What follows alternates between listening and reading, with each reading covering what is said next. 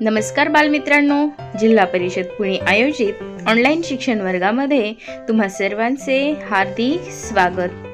आज आपण शिकणार आहोत इयत्ता 3री विषय गणित, पान क्रमांक 84-85 माहितीचे व्यवस्थापन। माहितीचे व्यवस्थापन या घटकाची अध्ययन निष्पत्ती पुढील प्रमाणे आहे। हा आहे माझा परिचय। माहितीचे व्यवस्थापन। माहितीचे व्यवस्थापन म्हणजे काय तर दिलेल्या माहितीची योग्य पद्धतीने मांडणी करणे होय। मग आपणास जी काही माहिती दिली असेल त्यावरून उदाहरण तयार करायचे असेल किंवा एखादा तक्ता तयार करायचा असेल, यालाच आपण माहितीचे व्यवस्थापन असे म्हणतो। आता आपल्या पुस्तकात दिले आहे ते आपण पाहूयात की सोनूचा वाढदिवस झाला। तिच्या मित्रमैत्रिणी वाढदिवसाला आल्या होत्या। सर्वांनी तिला शुभेच्छा दिल्या, भेटवस्तूही दिल्या। नंदू वाढदिवसाला गेला नव्हता। त्याने सोनूला विचारले, कोण कोण आले होते, मित्र किती, मैत्रिणी किती, भेटवस्तू कोणत्या मिळाल्या, किती मिळाल्या। आलेल्या मित्रमैत्रिणींची नावे सोनूने सांगितली। मग यानंतर बघा, टोनी नावाचा जो मुलगा आहे तो म्हणतो, आपण आधी भेटवस्तू पाहू आणि नंदूच्या प्रश्नांची उत्तरं नंतर देऊ। बरोबर की नाही? भेटवस्तू पाहायला तुम्हालाही आवडतं की नाही? त्याच पद्धतीनं टोनीने वस्तूंचे गट केले। सलमाने पुस्तके मोजली, सोनूने पेनने मोजली, टोनीने पेन्सिली मोजल्या, नंदूने पाटीवर ही माहिती लिहिली।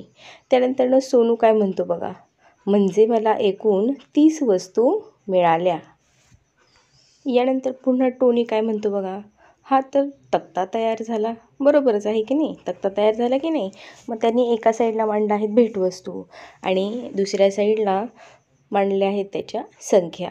मग पेन्सिल किती आहेत? 17, पेन किती आहेत? एकूण 4, पुस्तकं किती आहेत? 9 आणि या सगळ्यांची बेरीज केली तर एकूण भेटवस्तू किती झाल्या बरं? 30 झाल्या।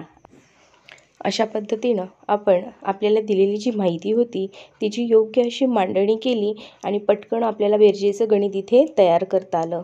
त्यानंतर पहा, आपल्या पुस्तकामध्ये दिलेलं आहे की दुसऱ्या दिवशी वर्गात आल्यावर नंदूने मुलामुलींना विचारले, तुम्ही शाळेत कसे येता?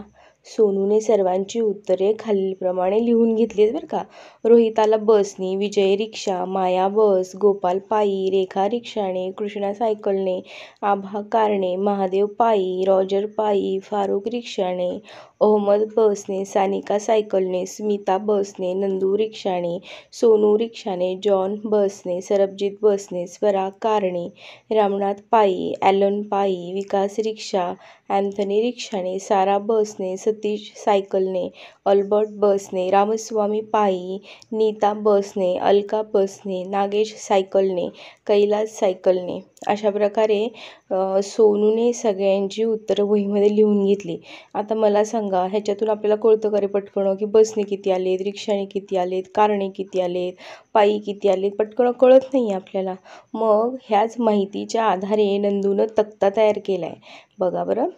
तक्ता तयार करून तीच माहिती त्यानं काय केले, खालीलप्रमाणे दाखवली की बसने येणारे किती मुलं आहेत, तर बसने येणारे एकूण 10 मुलं आहेत। मग कोण कोण आहेत त्यांची नावं लिहिलीत। रिक्षाने येणारी किती मुलं आहेत, तर रिक्षाने येणारी 7 मुलं आहेत, त्यांची देखील नावं लिहिलीत। पायी येणारे किती आहेत, तर 6, सायकलने येणारे 5 आणि कारने येणारे किती आहेत, 2। मला आता सांगा, अशा पद्धतीने तक्ता तयार केला तर आपल्याला किती पटपट या सगळ्यांची उत्तरं देता येतील आणि दिलेली माहितीसुद्धा आपल्याला अगदी पटकन सहजपणे समजते। यासाठी दिलेल्या माहितीची सुयोग्य मांडणी केली म्हणजेच काय केलं, आपण माहितीचं व्यवस्थापन केलं असं आपल्याला म्हणता येईल। यानंतर पहा, नंतर आपल्याला पान नंबर 85वर काय दिले ते पाहायचे की गुरुवारी गणवेशात येणं आवश्यक नव्हतं। मुले रंगीत कपडे घालून शाळेत आली। मग किती ॲलनने त्यावरून एक तक्ता बनवला की सलमानं सुचवलं की मुलांची नावे लिहिण्याऐवजी प्रत्येक मुलांसाठी आपण काय करूयात, एक उभी रेघ मारूयात। मग आता ॲलनने केलेला तक्ता आणि सलमानं तयार केलेला तक्ता, दोन्ही तक्ते आपल्याला समोर दिसत आहेत। काय फरक आहे आणि काय कळते त्यावरून आपल्याला आता बघायचं आहे। कपड्यांचा रंग, दोघींच्या तक्त्यामध्ये कपड्यांचा रंग लिहिलेला आहे, लाल, हिरवा, पिवळा आणि निळा। मग ॲलननं काय केलं की विद्यार्थ्यांची नावं आणि विद्यार्थ्यांच्या संख्या अशा पद्धतीनं तक्ता तयार केला आहे. तर सलमानं विद्यार्थ्यांची नावं लिहिण्याच्या ऐवजी रेघा दिल्यात आणि विद्यार्थ्यांची संख्या मग लिहिलेली आहे. मग तिनं काय केलं, जेवढे विद्यार्थी असेल तेवढे पटपट रेघा तिथं मारून घेतले आणि संख्या लिहिली.